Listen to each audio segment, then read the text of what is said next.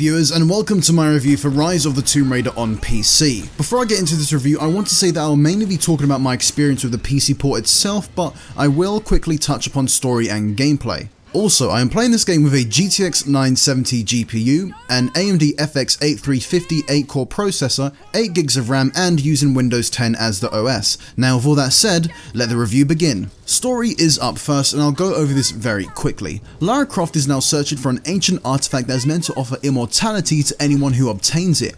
Her father's research is what sparked her interest in the hunt for this, but she isn't the only one who's got their eyes on the prize, and with that the hunt begins to clear her father's name and get to the artifact before the evil corporation known as Trinity gets there first. So what do I think of story? Surprisingly, I found it to be quite decent. It's kind of got this weird Indiana Jones vibe going on, and you got the usual bad guys thrown into the mix who you obviously have to stop for the greater good of mankind, but in addition to the main narrative found within the game, you're also able to find hidden notes and more, which tell other stories that sometimes can even be more interesting than what is found elsewhere. Next is gameplay, and to sum this up very quickly, it's basically more of the same but pulled off with a bit more confidence than its 2013 reboot.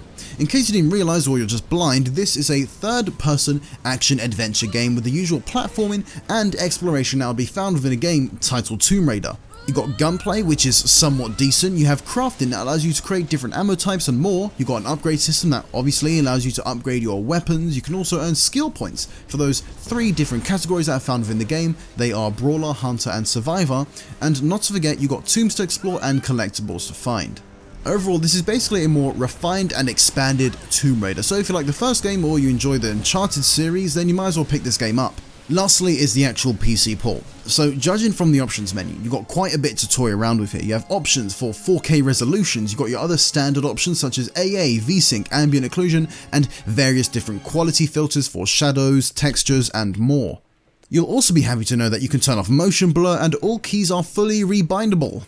Yay. So how about in-game performance? Well, this is when things kind of take a wrong turn, as most of the time I'll be maintaining a solid 60 FPS with no slowdown, and then the game will suddenly decide that's not cool and give me slowdown after slowdown. In some instances my frames drop to the 20s, making for a very uncomfortable gaming experience, and I still can't really figure out why this happens. Even when messing around with different graphical options, I still experience the same stuttering and slowdowns. Hopefully all these issues can be patched out with the use of driver updates and so on, so let's hope this happens really fast.